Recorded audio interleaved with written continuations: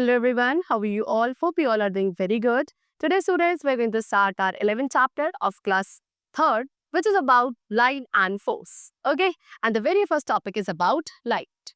See, light is a form of energy and is very important in all aspects of our life. We need light to see, but we cannot see anything when there is no light. We have noticed that in complete darkness, no object can be visible to us. So students, light क्या है? Light एक ऐसी form of energy है जो हमारे लिए बहुत ज़्यादा इम्पॉर्टेंट है लाइफ में, बिकॉज इसी के थ्रू आप सभी ऑब्जेक्ट्स को अपने सराउंडिंग्स में देख पाते हैं। अगर डार्कनेस यानी कि पूरी तरीके से अंधेरा होगा, लाइट नहीं होगी, तो कोई भी ऑब्जेक्ट आपको विजिबल नहीं होगा। दैट मीन्स वॉट कि हमें देखने के लिए लाइट की ज़रूरत होती है। हम विदाउट लाइट कुछ भी नहीं देख सकते। ओके, चलो next is sources of light. अब लाइट के क्या क्या सोर्सेज है? See light travels from one light source. Light हमेशा किसी न किसी एक सोर्स के थ्रू, लाइट सोर्स के थ्रू ही बाहर निकलती है। जैसे कि number 1 natural light. The sun is the main source of natural light. Sun क्या है? सन सबसे मेन सोर्स है नेचुरल लाइट का। जितने भी बाकी फॉर्म्स है नेचुरल लाइट्स की वो क्या है? Stars and moon. Star and moon provide very less amount of light at night because they very far from earth as compare to sun. Stars and moon भी क्या है? नेचुरल सोर्सेज हैं light के, लेकिन ये कंपैरेटिवली सन के साथ अगर कंपैरिजन किया जाए तो ये काफी लेस अमाउंट ऑफ लाइट हमें प्रोवाइड करते हैं, बिकॉज इनका जो डिस्टेंस है फ्रॉम द अर्थ वो काफी ज्यादा है as compare to sun. Next is artificial light sources. Artificial light sources क्या है? See in ancient times we got light from artificial sources. Ancient time यानी कि पहले टाइम से ही हमें जो लाइट मिल रही है वो आर्टिफिशियल सोर्सेज से मिलती है, जैसे कि burning wood, candle, earthen lamp etcetera. Candles are made of wax. Candle को वैक्स से बनाया जाता है। ऑयल एंड विक यूज किया जाता है लैंप में बर्न करने के लिए। लेकिन नाउअडेज आज के टाइम पे हम students electric bulb, tubelight, lamp इन सभी को यूज करते हैं as artificial sources of light.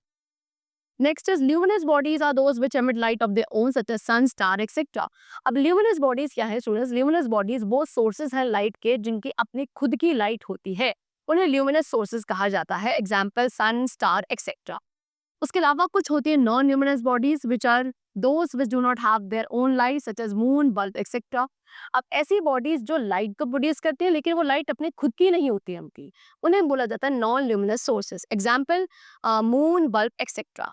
Non-luminous objects are visible to us when light from luminous object fall on earth. Non-luminous object आपको तब visible होंगे जब luminous sources से light उन object के ऊपर fall करेगी and हमारी eyes के अंदर enter करेगी, तब हमें वो non-luminous objects visible होंगे।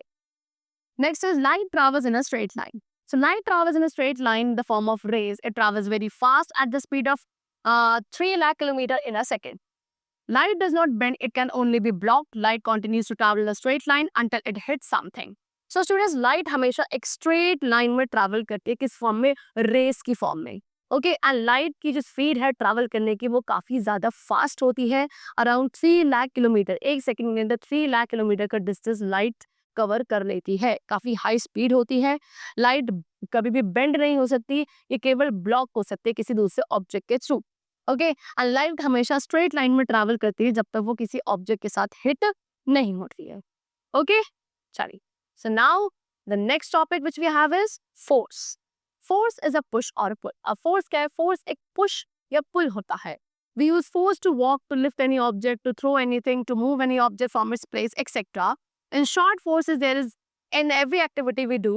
By applying force, we usually bring anything in motion or in rest motion, rest position, but not always. और force क्या है? सुन, किसी भी चीज को पुश करना या अपनी तरफ पुल करना, खींचना, ये आपका फोर्स ही है।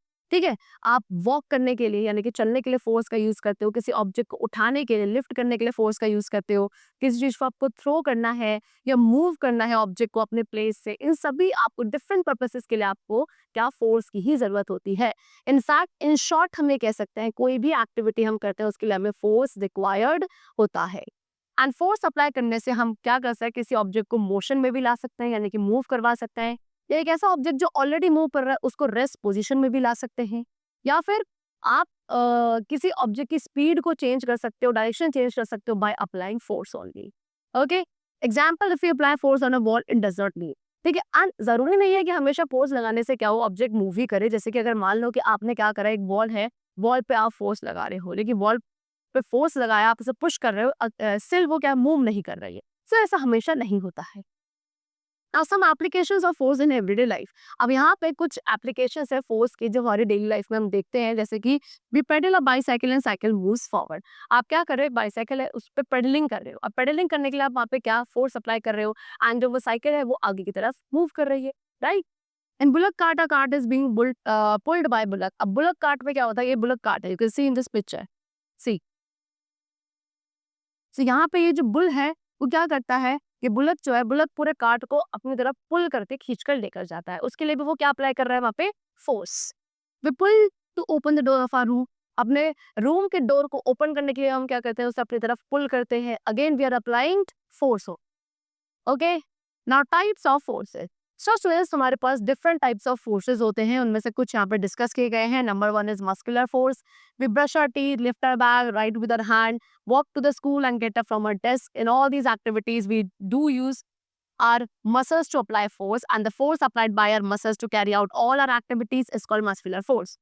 सो थोड़े जैसे कि हम अपने टीथ ब्रश करते हैं, अपना बैग उठाते हैं, अपने हाथों से लिखते हैं, स्कूल जाते हैं वॉक करके, है ना, अपने डेस्क से उठते हैं, इन सभी एक्टिविटीज में आप कहीं ना कहीं अपने मसल्स का यूज कर रहे हो फोर्स अप्लाई करने के लिए। एंड एक ऐसा फोर्स जो हमारी मसल्स के थ्रू अप्लाई किया जाता है अपनी एक्टिविटीज को कैरी आउट करने के लिए, उस फोर्स को क्या कहा जाता है, muscular force. Example, potter applies his muscular force to give shape to his pot. Potter होता है, वो क्या करता है, अपना मस्कुलर फोर्स अप्लाई करता है अपने पॉट्स को एक अच्छी शेप प्रोवाइड करने के लिए। उसी तरीके से आप मस्कुलर फोर्स अप्लाई करते हो किसी बॉक्स को लिफ्ट करने के लिए, साइकिल राइड करने के लिए, स्विम करने के लिए, वॉकिंग करने के लिए, and many more activities. Okay, then second we have mechanical force. What is it? Force applied by a machine is called mechanical force. अब ऐसा फोर्स जो किसी मशीन के थ्रू अप्लाई किया जाता है उसे मैकेनिकल फोर्स कहते हैं। Example, force applied by bulldozer to move the soil. Bulldozer, see you can see in this picture, this is bulldozer. अब यहाँ बुलडोजर जो फोर्स अप्लाई कर रहा है सॉइल को मूव करने के लिए, बिकॉज बुलडोजर एक मशीन है तो उसके थ्रू अप्लाई किया गया फोर्स क्या कहलाएगा, mechanical force. Second, force applied by digger to dig the earth. ऐसे डिगर्स आते हैं, वो भी एक मशीन है, वो अपना फोर्स अप्लाई करते हैं अर्थ को डिग करने के लिए, again it is a type of mechanical force.